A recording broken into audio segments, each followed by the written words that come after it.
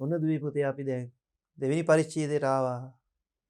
ප්‍රශ්න උත්තර සාකච්ඡා කරපු පළවෙනි පරිච්ඡේදය අපි පාඩමේ ඒ සාර්වාර්ථිකයේ සම්බන්ධතාව තියෙන සම්පූර්ණ කොටස ආවරණය වුණා නේද?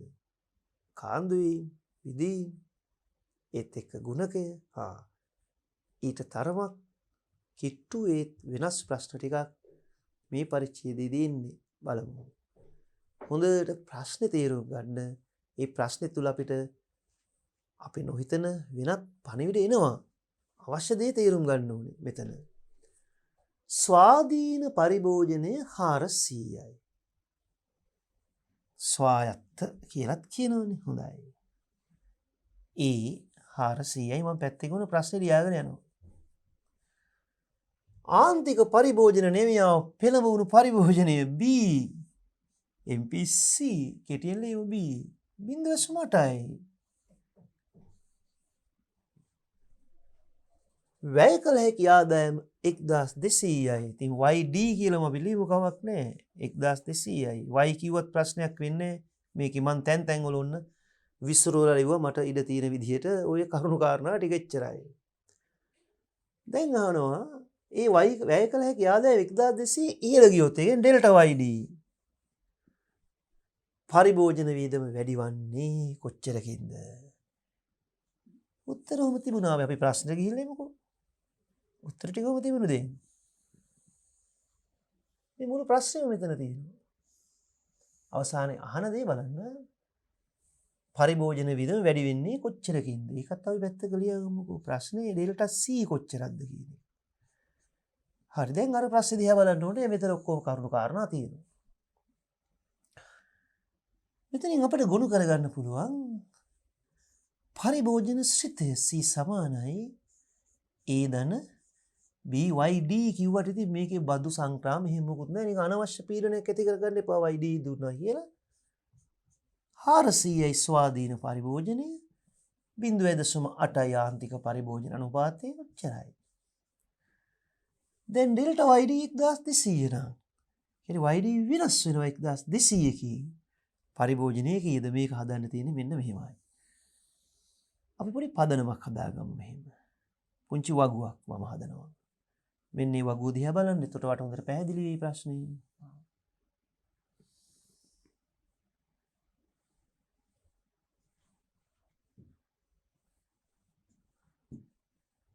හොඳයි. කලබල නැතුව බලා ගන්න.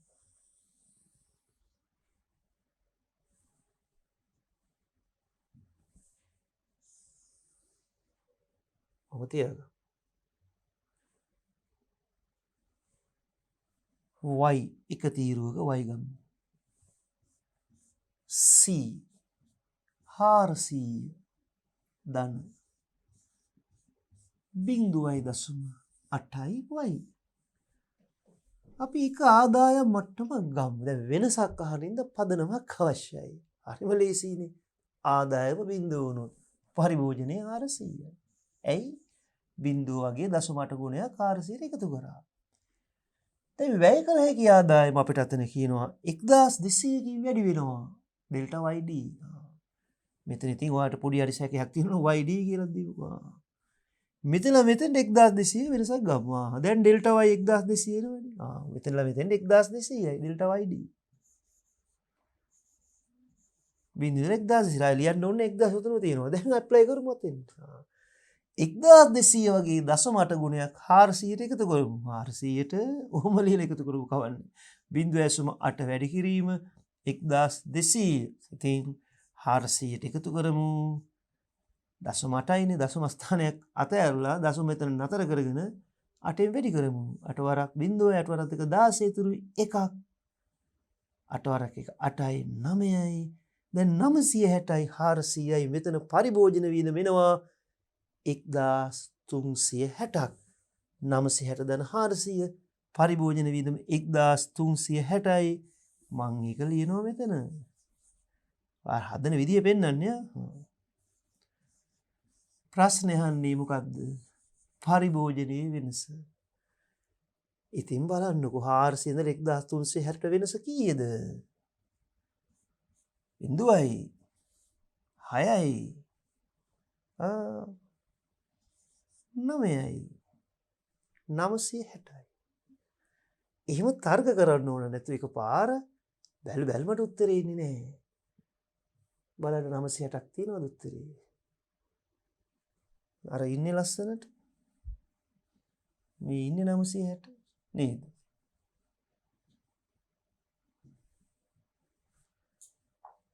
මෙතන ස්වාධීන පරිභෝජනය ගැන නෙමෙයි ඇහුවේ පරිභෝජන වියදම කීයද? ආපහු ප්‍රශ්නෙට යන්න ගොඩාක් පටලව ගන්න ප්‍රශ්නයක් මේක.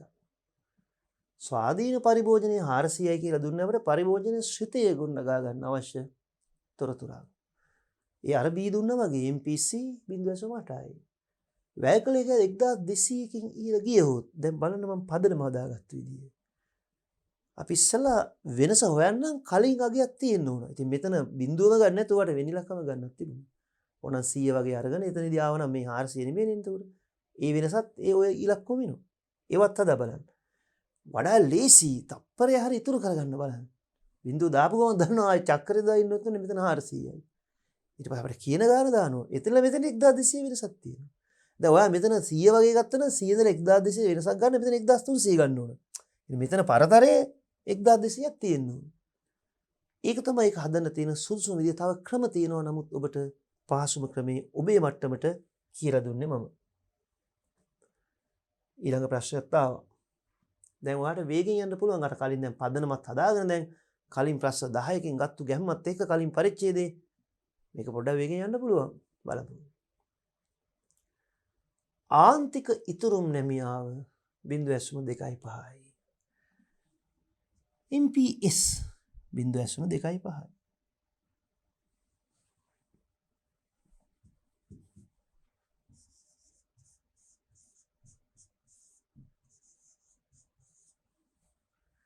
ස්ථාවර බදු පමණක් දක්නට ලැබේ. රජයේ ඉන්නවා. බදු ස්ථාවරයි. ආවෘත ආර්ථික ආනයන පනයන නැහැ. ආණ්ඩුවේ මිලදී ගැනීම බිලියන 80යි. රජයේ වියදම 80යි. බිලියන 80 ඉලක්කම පේනවනේ පැහැදිලිව. ලස්සන ලියමු.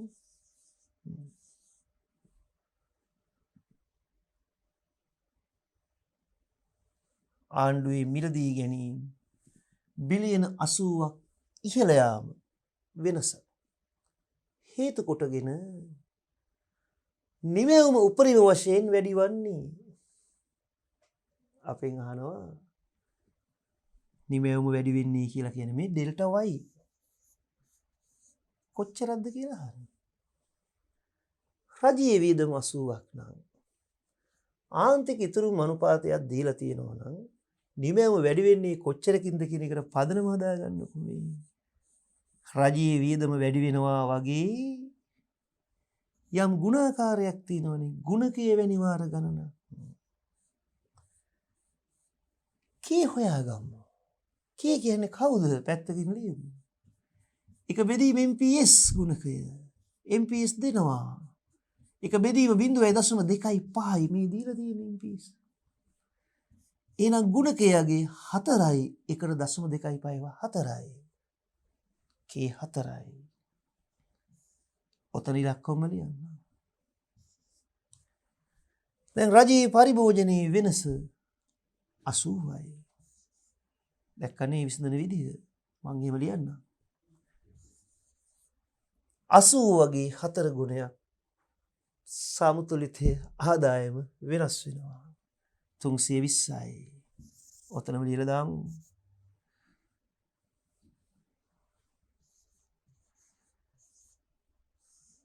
මෙන්න උත්තරේ. ප්‍රශ්නේ අපිට දුන්නා මෙන්න මෙහෙම කරුණු. ආන්තික ඉතුරුම අනුපාතයේ MPS 0.25යි. රජයේ වියදම වෙනස් වෙනවා 80කින්. සමතුලිතයේ වෙනස් වෙන්න පුළුවන් උපරිමය කියන්නේ ගුණාකාරයේ අගය. ඉතින් අපි දන්නවා රජයේ වියදම් වෙනස් වෙනවා වගේ සමතුලිතයේ වෙනස් වෙන වාර ගණන හොයාගන්න පුළුවන් නම් ගුණකය එක බෙදීම 0.25 ගුණකය 4යි. එහෙනම් රජයේ වියදම 80කින් වෙනස් වුණා නම් ගුණකය 4 නම් 80 වගේ 4 ගුණයක් එතකොට ඩෙල්ටා y සමානයි ඩෙල්ටා g වැඩි කරා kg. මොකද්ද මේ කියන්නේ? ඔය එක ප්‍රවේශ තියෙනවා කියලා මම කියන්නේ ඕකයි. ආදායමේ වෙනස සමාන වෙනවා රජයේ වියදම් වෙනස් වුණා වගේ ගුණක වෙනි වාර ගණනක්. එහෙනම් ඩෙල්ටා y සමානයි. රජයේ වියදම් වෙනස් වුණා 80කින් ගුණකේ 4යි ආදායමේ වෙනස 80 වැඩි කිරීම 4 320යි. බලන්න කොතනද එහෙම උත්තරයක් තියෙන්නේ?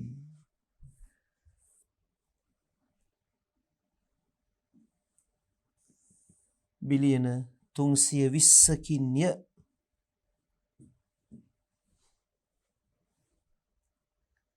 ඊළඟ ප්‍රශ්නෙටත් යමු.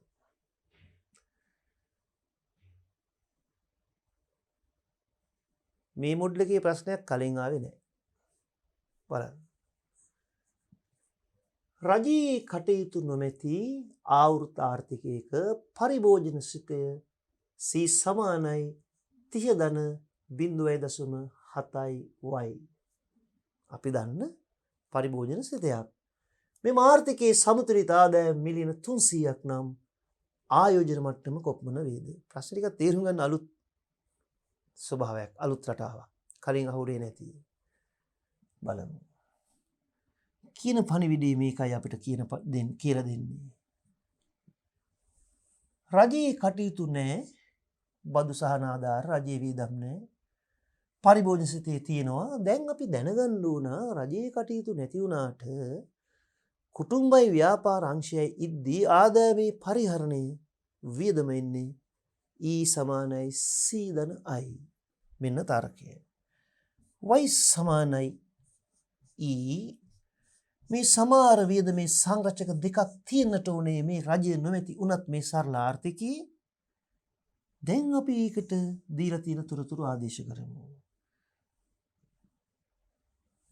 රජයේ කටයුතු නැත ආවෘත ආර්ථිකයේ පරිභෝජන 30.7යි ආදායම සමතුලිත ආදායම මිලියන 300ක් කියලා මෙන්න මෙතන ඉලක්කමක් දෙනවා. ඒක ඉතා වැදගත්. 300යි. ඒ කියන්නේ y 300යි. 300 සමානයි c ධන i c 30 ධන 0.7යි y. I අපි දැනගන්න ඕනේ දැන්. ආයෝජන කොපමණද? දැන් අපි නොදන්න පද දෙකක් තියෙනවා. නමුත් එක පදයක් අපිට අමුමම ප්‍රශ්නේ දීලා තියෙනවා. මෙන්න විසඳුම. 300 සමානයි 30 ධන 0.7යි y කියන්නේ නැවතත් 300මයි. දශමයෙන් වැඩි කරනවා 300ක්. අපි නොදන්නේ කවුරුන්ද? I. අපි හොයාගනිමු. ඔන්න හොයාගන්න යනවා. 300 සමානයි 30 ධන 0.7 වරක් 300. ඔන්න උත්තරේ. දශම 7න් 300 වැඩි කරා මේ දෙකේ ඉලක්කම තියෙන්නේ හරිය. දශම ස්ථානෙට බිඳුවක් අතහැරලා 7න් වැඩි කරන්න 30. ධන I. ඔන්න අර නොදන්න I පැත්තකලා ඉන්නවා. එයාගේ යගේ අපි හොයාගන්නකම්. මෙතන යෙදුම චුට්ටක් පැහැදිලි කරමු. නැවත වතාවක් 30 ධන ඉන්න මම ලස්සනට හදන්නම් මේක. වර්ණ සංයෝජනයත් වැදගත් මේ පැහැදිලි කිරීමේදී. 30 ධන දශම 7න් 300 වැඩි කරා 210යි. ඉස්සලා මෙතන පැහැදිලි නෑ එක ධන I.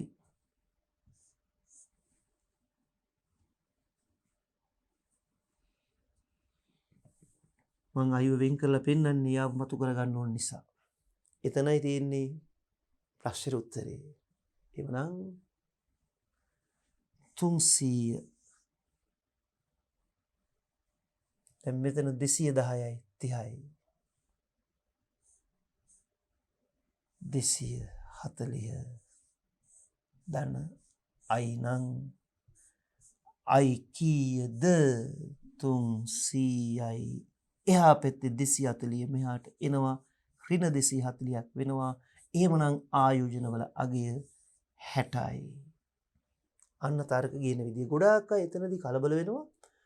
y දන්නවා ඊට පස්සේ මෙතෙන්ට ඒ ආදේශ කරන්නේ නැතුව ඉන්නවා. මේ මෙතන තියෙන y 300යි කියලා දුන්නා නම් 30 දන දශමතයි y කියන්නේ ඒ වෙනුවට ආය 300 ආදේශ කරන්නේ. ඒතරොන්න අපිට ගැටලුව විසඳ ගන්න අවශ්‍ය පසුබිම ලැබුණා. එhmenan ආයෝජන 60යි ප්‍රශ්නේ අපෙන් ඇහුවේ මොකක්ද? මෙන්න ප්‍රශ්නෙන් අහපු දේ. ආයෝජන මට්ටම කොපමණද? උත්තරේ හොයන්න කොතන තියෙන්නේ? ගත්තු ගමන්ම තියෙනවා අපිට. ඔන්න පිළිතුර.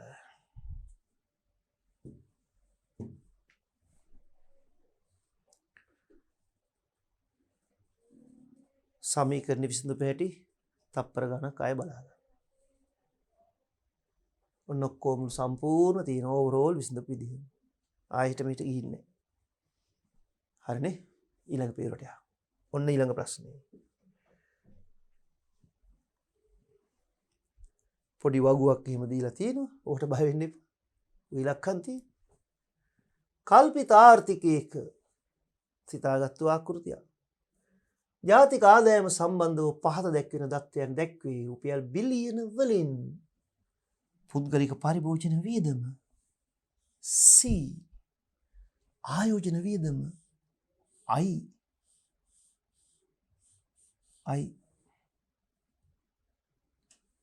C. I. රජයේ මිලදී ගැනීම තියෙන ඉඩකඩ තුල ලියමු කොහොම හරි අකුරු G.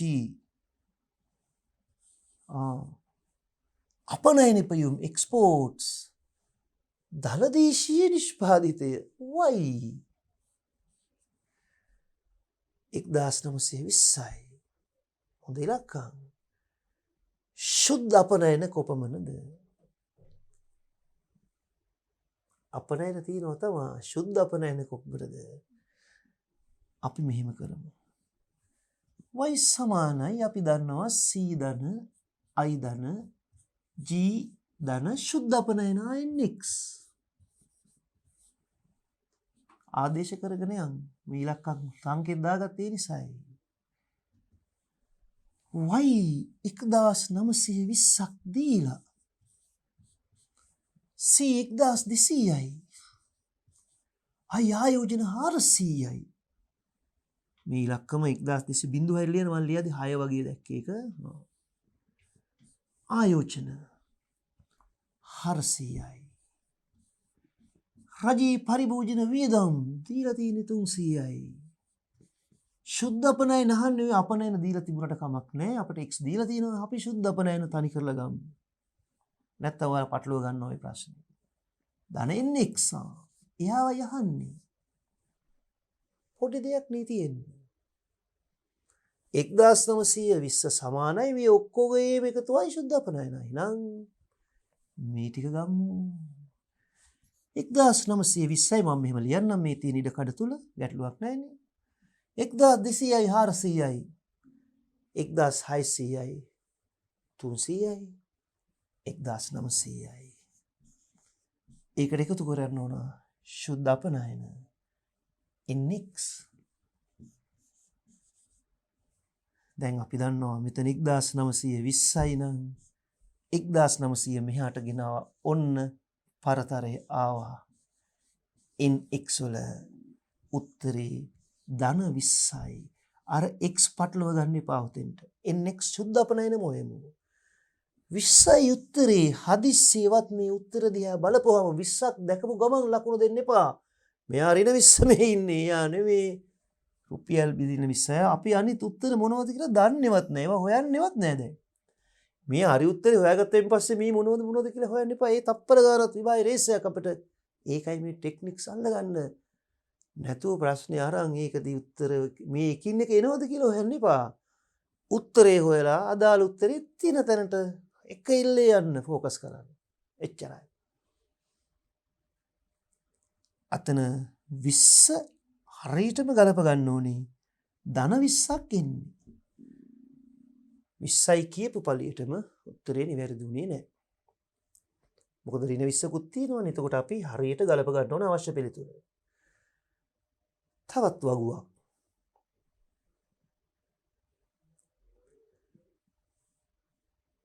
දන්න දේවල් බලමු අපි ලැයිස්තුව ලියාගෙන යමු.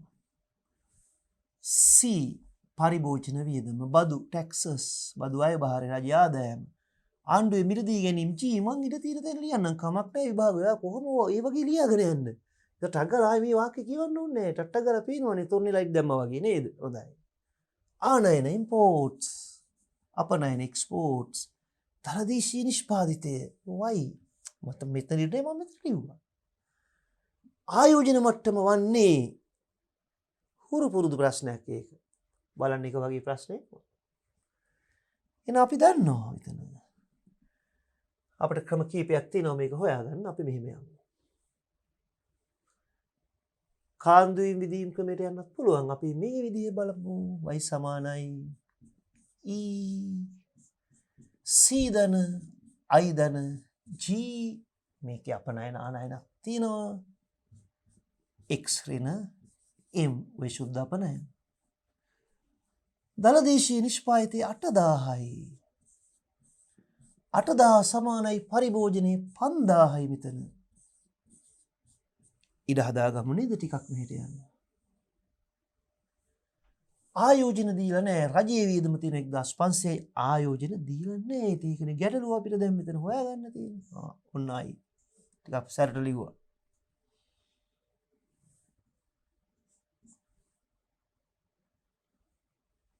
C ධන I ධන G 1500යි. ධන शुद्ध अपनयन 980යි ආනයන 1200යි. ඔය ලියමු ඉලක්කම් දෙකම 1200යි.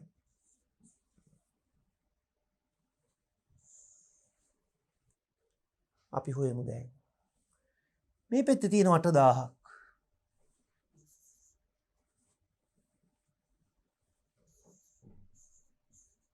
8000 සමානයි මේටි ගලපමු 5000 1500යි. එතන තියෙනවා 6500ක්. මේ 6500ට සරලව එකතු කරලා බලන්න 980ක් එකතු කරලා 1200 අඩු කරමු. 9 පයි 14 ඉතුරු එකක් 6යි. 7480න් අඩු කරන්න 1200. බිංදුවයි 8යි 2යි 6යි. 6280යි එහෙනම් මම මේක මෙතෙන්ට ගින්නම් 8000 සමානයි 5000 අපි මේටි ගැලපුවානේ 5000 1500 980 1200 ඒ ඔක්කොගේම එකතුව එනවා 6280ක් ධන I ආයෝජන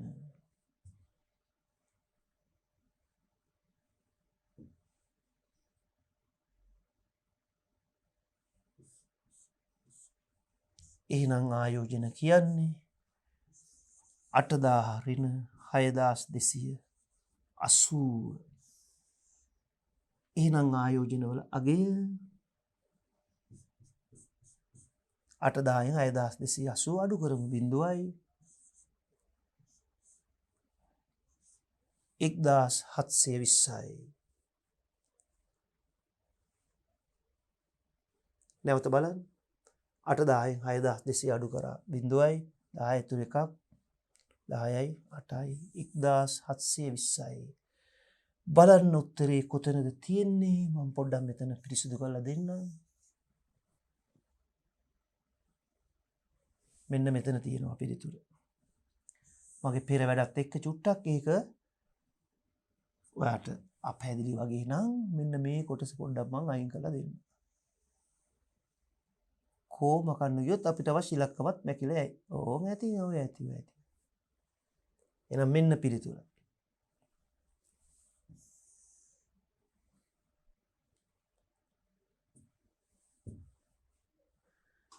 මේ විදිහට මේ ප්‍රශ්න හුරු වෙන්න ඕනේ. එක දිගට එක පැටර්න් එකක්. එක මෝස්තර වලින් එනවා. එක කැටගරි එකක් මේ ප්‍රශ්නට. ඒකයි තෝරලා බිල්ල ගත්තේ මෙතන තියෙනවා. ඔයා ඉපදිච්ච කාලේ විතර ඉඳන් ප්‍රශ්න තැන් වලින් අරගෙන උසස් පෙළට අදාළ මට්ටමේ ප්‍රශ්න. හරි. පහුගිය අවුරුද්දවල. මේ වගේ සමහර තැන්වලදී අවුරුදු 5ක පහුගිය ප්‍රශ්නද 10කද කියන එක නෙමෙයි වැදගත් වෙන්නේ. අපි සන්නද්ධව යන්න ඕන විභාගෙන්නේ මොකක්ද ඕන යුද්ධයකට ඔට්ටු වෙන්න. ඒතකොට ඒ අවශ්‍ය ඔක්කොම ආයුධ උපකරණ ටික ලැහැත්ති කරගෙන යන්න ඕන. ඒවා අහවල් අවුරුද්ද දක්වා විතරක් කියලා චේන් එකක් සීමාවක් රාමුවක් දාගන්න එපා. බලන්න. සරල ආර්ථිකයක සමාහාර පරිභෝජන සිතේ C සමානයි ඒ ධන B ආකාරයේ නේද? ස්වාධීන පරිභෝජනයේ 250යි ආන්තික පරිභෝජන 9.75යි බවත් ආයෝජන 450වත් උපකල්පනය කර සමතුලිතය ගණනය කරන්න බොහොම සැහැල්ලු ප්‍රශ්නයක් නේද? එහෙනම් දැන් මේව මොන ප්‍රශ්නද නේද? y සමානයි e වෙනින් වර්ණයක් ගමු ප්‍රශ්නේ ළඟ අපිට පොඩ්ඩක් ඒක කැපී පේන පාට 60 හොඳයි. y සමානයි e කියන්නේ දැන් c ධන i පරිභෝජනයයි ආයෝජනයයි දීලා තියෙනවා.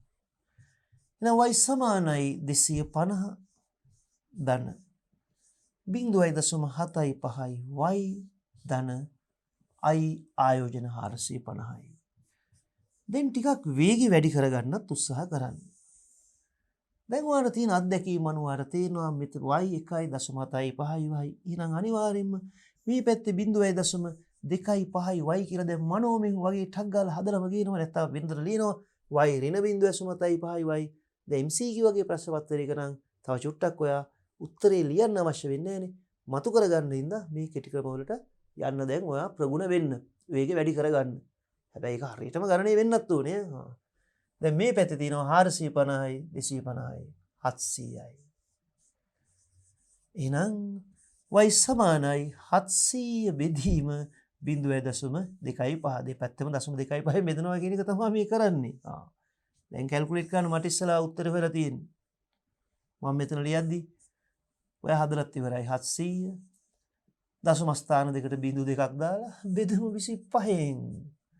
y සමානයි 70 25වත් 2යි 50 ඉතුරු 20ක් බිංදුවයි 208යි.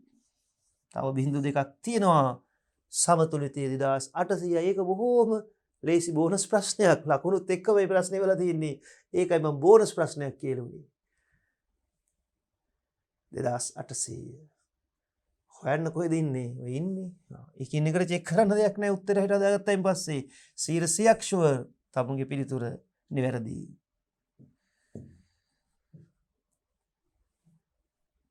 දාහත් වෙනි ප්‍රශ්නෙට යන්.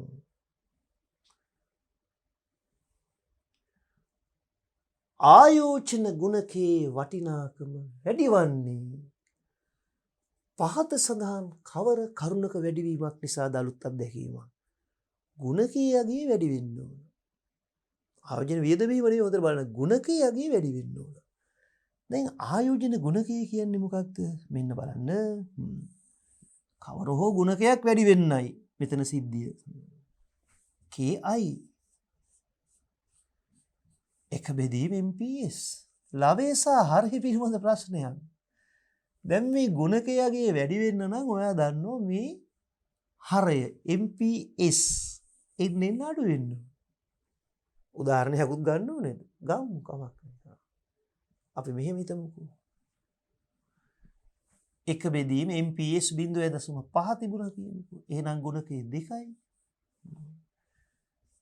MPS 0.5ට අඩු කරමු. 0.4 කරමු. ඒතර ගුණකය 2.5යිනේ. දැන් ඇතිනේ ස්ටෙප් දෙකක් ගත්තාම. එහෙනම් MPS කියන්නේ හරය කුඩා වෙන්න බෙදුවම එන උත්තරේ වැඩි වෙනවනේ. එහෙනම් ආයෝජන ගුණකයගේ වැඩි වෙන්න නම් MPS මොකද වෙන්න ඕනේ? අඩු වෙන්න ඕන. හැබැයි තව වටයක් තියෙනවා. තව පැත්තක්. එක කාසිය දෙපැත්ත වගේ. MPS අඩු වෙන්න ඕන කියන්නේ අනිත් පැත්තට MPC වැඩි වෙන්න ඕන. එහෙමනම් ඕනම ගුණකයක් වැඩි වෙන්න නම් ආන්තික ගිලිහීම් අනුපාතය කාන්දු වීම අනුපාතය අඩු වෙන්න ඕන. වියදම් අනුපාතය වැඩි වෙන්න ඕන. දැන් මෙතනදී ආන්තික ඉතුරුම් අනුපාතය අඩු වෙන තරමට ගුණකයාගේ වැඩි වෙනවා කියන්නේ ආන්තික පරිභෝජන අනුපාතය වැඩි වෙන තරමට ගුණකයාගේ වැඩි වෙනවා. පැහැදිලි? තරකේ එහාට මෙහාට මාරු කරන්න වෙනවා අපිට. මෙතන දැන් ගුණකයේ වැඩි වෙන්න නම් මේ හරයගේ විශාල වෙන්න ඕන. හරයගේ කුඩා වෙන්න ඕන. ලවයගේ ස්ථාවරව තියෙදි. ඒතර භාජකයේ විදුහමෙන් උත්තරේ හෙවත් ගුණකයේ වැඩි වෙන්නේ. දැන් හරය කියන්නේ මේක MPS. MPS අඩු වෙනවා කියන්නේ එක කාසිය දෙපැත්ත. MPC වැඩි වෙනවා. අපි දන්නේ ප්‍රශ්නේ මොකක්ද අහලා තියෙන්නේ. දැන් උත්තරේ එන්න ඕනේ ඔප්ෂන් දෙකයි. එක්කෝ MPS අඩු වෙන්න ඕන. එහෙම නැත්නම් MPC වැඩි වෙන්න ඕන. ඔය පූර්ව නිගමනයේ ඉඳගෙන දැන් පිළිතුරේ තියෙන වාක්‍ය බලන්න. ඔයා හොයන්න ඕනේ MPS අඩු වෙන එකක් හරි MPC වැඩි වෙන එකක් හරි. ඔය දෙකේ එකක් තියෙන්න ඕනේ. බලන්න. පහසනන් කවර කරුණක වැඩිවීමක්. දැන් ප්‍රශ්නේ අපිට තවත් උදව් කරනවා. වැඩිවීමක් නම් දැන් නිශ්චිතම ඔයා උත්තරය අතරින් අරන් එන්න ඕන. වැඩිවීමක් නෙහන්නේ. වැඩිවීමක් වෙන්න නම් පැහැදිලිවම ආන්තික පරිභෝජන අනුපාතය වැඩි විය යුතුයි. මේ තියන්නේ පැහැදිලිවම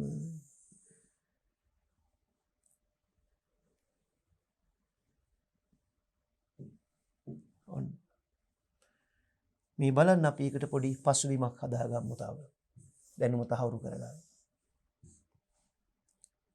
මම මේ පෙන්නන වගුව දිහා පොඩ්ඩක් බලමු.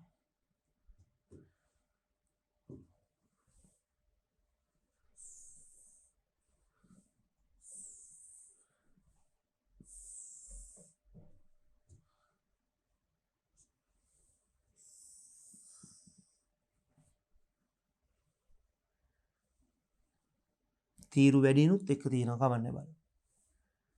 මෙහෙම හිතමු. MPC MPS K කියන්නේ එක බෙදීම MPS නේ. MPS 0.8ක් තිබුණා. MPC 0.2යි. K කියන්නේ එක බෙදීම 0.2. උත්තරේ 5යි මෙතන ලියන්න. ඔය තීරුවත් ප්‍රයෝජනට ගන්න. තව එක පේලියක් බලමුකෝ අපි.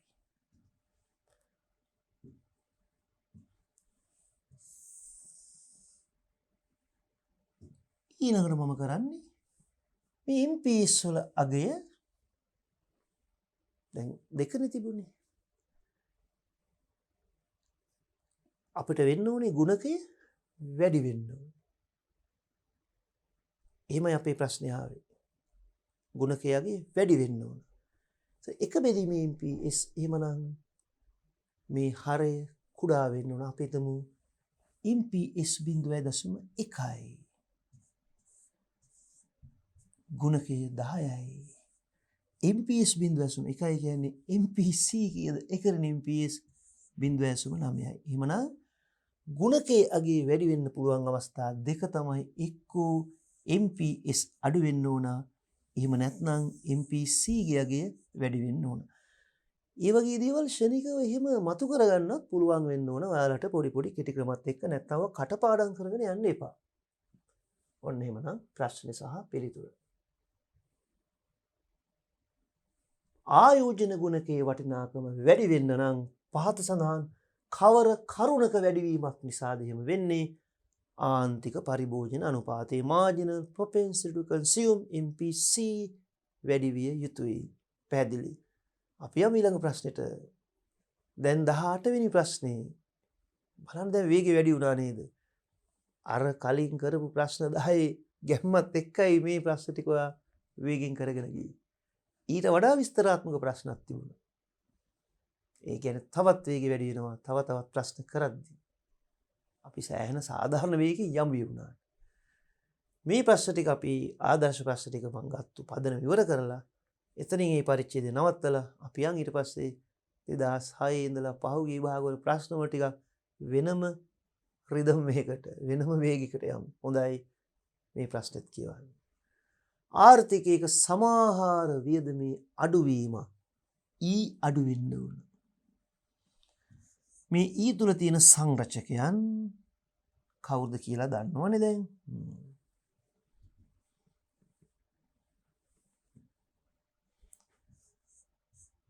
වෙනසක් වෙන්න ඕන. අඩු වෙන්නයි ඕන. C I G x. ඔය ඔක්කොම සමහර වියදමේ සංරචකයන්. සමහර වියදමේ අඩුවීමක් මේ E අඩු වෙන්න නම් කාන්දු වීම පැත්තක් තියෙන එතකොට පහත් සඳහන් කවරක වැඩිවීමක් නිසා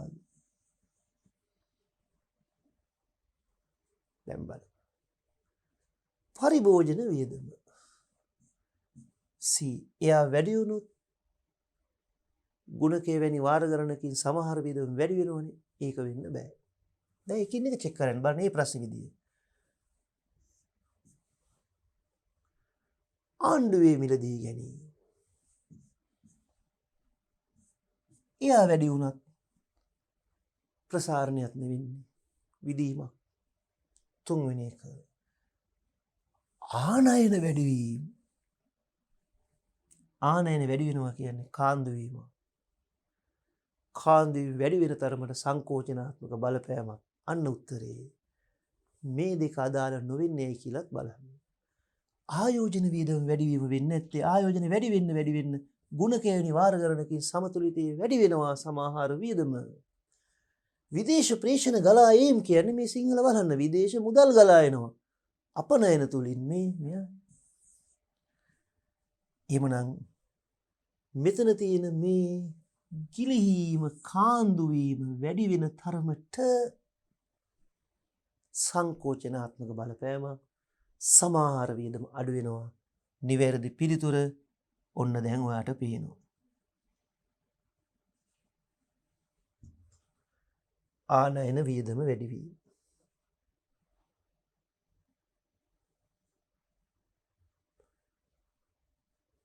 දැන් ඔය වේගෙත් හොඳයි කියනකොට ඔයාලට ඉක්මනින් තේරෙනවනේ. 19 ආවෘත ආර්ථිකයක සමාහාර පරිභෝජන ශ්‍රිතය හරි C සමාහාර කියන්නේ සමාහාර වියදමේ තියෙන එක සංරචකයක් නිසා ඒ වචන හුරු වෙන්න C සමානයි 200යි දන 0.8යි y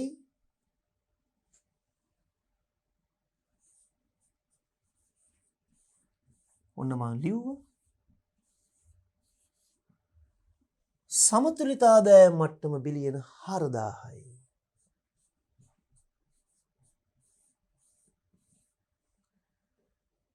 ආයෝජන මට්ටම කොපමණද? ඒ පැටර්න් එකේ ප්‍රශ්නයක් අපිට කලිනුත් ආවා. ආයෝජන අහන්නේ අපෙන්. y සමානයි c ධන i. y සමානයි c කියන්නේ 200 ධන 0.8යි y 200 ධන 0.8යි y ධන i. දැන් ආයෝජන දන්නේ නැතත් අපි දන්නවා y ඒ නිසා අපි මේකට ගලපමු. මං එක එක විසඳුම් දෙද්දි පුංචි වෙනස්කම් කර කියලා දෙනවාට ඒ හැම දෙයක්ම අත්දැකීමක් වෙන්න. y 4000ක් නිසා අපි මෙතන 4000න් පටන් ගමු. 4000 සමානයි 200 ධන 0.8 වැඩි කිරීම 4000 ධන අන්න උත්තරේ එනවා අපි නොදන්න මේ ආයෝජන වල අගය. පැහැදිලිව ලියන්න ඕනේ. දැන් උත්තරේ ඔයා හදලා ඉවරයි මම මෙතන කුරුටු ගාද්දි මම දන්නවා. එහෙමනම් 4000 සමානයි මෙතන 200 තියෙන්නේ. ධන 0.8න් මේ 4000 වැඩි කරන්න 3200යි. ධන අපි නොදන්න පදේ වෙනින් වර්ණකින් ලියමු. දැන් වර්ණ මාරු වෙලා තියෙන කමක් නැහැ. ආයෝජන. එහෙනම් 4000 මෙතන 3200යි 200යි 3600ක් අඩු වෙනවා වම් පැත්තට ඇවිත් 3600 සමානයි i. ආයෝජන කීයද? 400යි.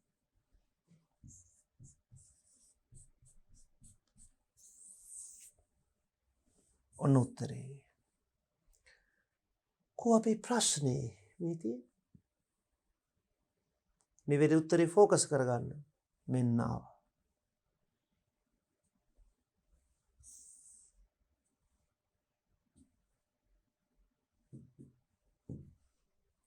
ඒ පැටර්න් එකේ ප්‍රශ්නයක් කලින් ඇවිත් තිබුණා.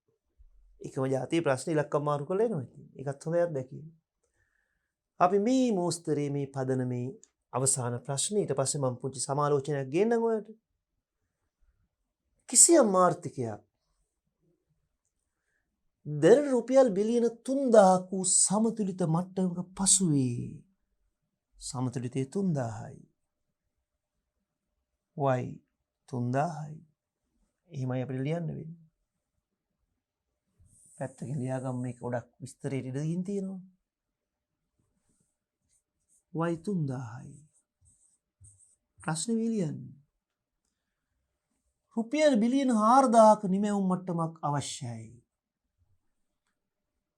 යා මේක පළවෙනි අවස්ථාව කිව්ව 4000ක් බවට පත් කරන්න අවශ්‍යයි. දැන් පණිවිඩයක් අපිට දෙනවා ආදායම වෙනස් විය යුතුයි 3000 සිට 4000ට 1000කින්. ප්‍රශ්නේ තීරුම් ගන්න ඕමයි.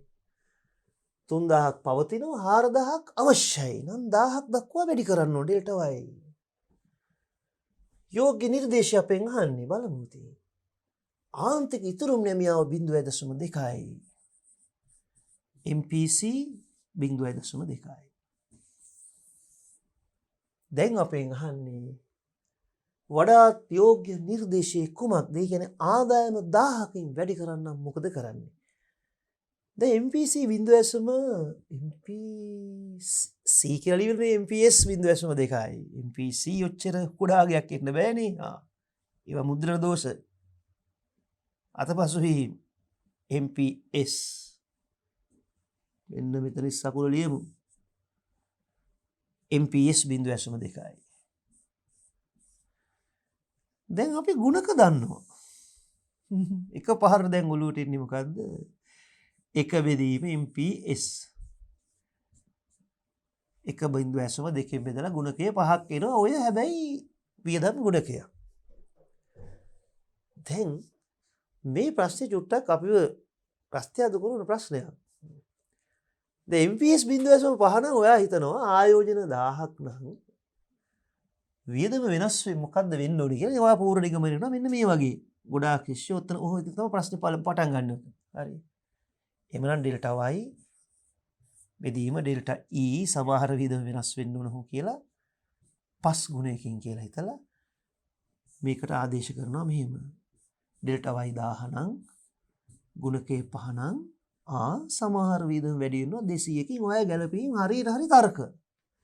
දැන් මේ උත්තරේ හොයාගෙන යනවා ප්‍රශ්නේ. මේක ටිකක් අලුත් අත්දැකීමක්. හැබැයි කොතනකවත් 200 ඉලක්කමක් නැහැ. ඔයා තව බාරක් හදලා බලයි. මේ ශිෂ්‍යයන්ගේ අත්දැකීම් කියන්නේ. ආයෙ හදලා බලනවා කොතනකවත් චක්‍රය වැරදුනාද? MPS 5යි 1.2 සමතුලිතයේ 1000කින් වෙනස් වෙන්න ඕන. 1000කින් සමතුලිතයේ වෙනස් වෙන ගුණකයේ 5යි නම් ඉතින් වියදම වෙනස් වෙන්න ඕන 200කින් කියලා හොයාගෙන ආය යනවා. දෙවෙනි වටෙත් යනවා. 200 ඉලක්කම වෙනවා මේ වචන මොකුත් බලන්නේ නැතුව. ඔන්න අපි වරද්දන්නයි මේ විභාගය හදන්නේ. ඔය අතන ප්‍රශ්නේ වැරදිද? අපි හරි ප්‍රශ්නේ වැරදි නැහැ ප්‍රශ්නේ වැරදිත් නැහැ. මේ බලන්න මේ ඔප්ෂන් එක. එහෙම ඔයාගේ උත්තරේ නැත්තම් ඔයාලා තව තර්ක කරන්න පුළුවන් ක්‍රමයක් තියෙනවා. දැන් පොඩ්ඩක් ප්‍රශ්නේ විස්තරය බලමු. ආණ්ඩුවේ බිලියන 1000ක් වැඩි වෙනවා වෙන්න බෑ. ආණ්ඩුවේ වියදම 500ක් වෙන්න බෑ. ඔයගොල්ලෝ තියෙන 200ක් නේ. ආණ්ඩුවේ 250ක් වෙන්න බෑ. මෙතන වැරදිවද්ද? බිලියන 1000ක ඍජු බදු අඩු කිරීමක්. දැන් පොඩි ඉඟියක් එනවා බදු ගුණ කියත් පොඩ්ඩක් බැලුවා නම් හොඳයි නේද කියලා. දැන් අපි බලමු. බදු ගුණකය මොකද්ද කියන්නේ මෙතන හොම්ම ළඟ තියාගෙනම. MPS 0.2යි. අපි බලමු බදු ගුණකයේ KT ඍණ B බෙදීම 1 ඍණ B. KT බදු ගුණකය කියන්නේ නම් MPS 0.2යි නම් මේ 1 ඍණ B 0.2යි. දැන් දන්න ඔයා MPC 0.8යි. MPS 0.2ක් දුන්නා MPC 0.8යි කියන එක දැන් මනෝමයෙන් එන්න ඕන ඔළුවට. අපොච්චි දැන් බදු ගුණකය කීයද? ඍණ 4යි. දැන් කල්පනා කරමු බලන්න. ආදායම 1000කින් වෙනස් වෙන්න ඕන.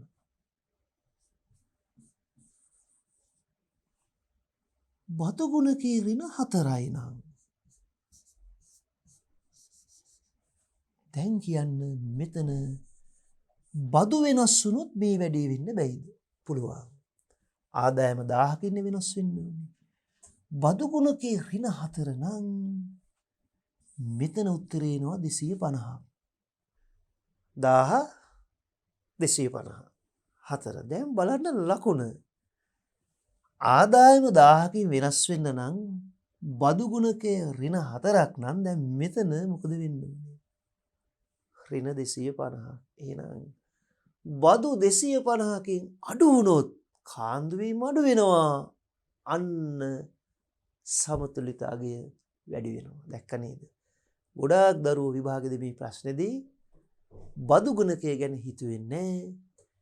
එයාලා වියදම් ගුණකය ගැන හිතලා ප්‍රශ්නේ වැරදිලා ඇති අපිට ලකුණු හම්බ වෙයි කියලා ඉරි ගහලා ලකුණු දුන්නේ නැහැ. ප්‍රශ්නේ හරි. හරි උත්තරේ තියෙනවා. මෙන්න උත්තරේ මේ බලන්න. පස්වෙනි පියවර බලන්නකෝ. ඔය ලස්සනට තියෙන තර්කේ කොහොමද දැන්? බදු පිළියන 250කින් අඩු කිරීම, ඍජු බදු අඩු කිරීම.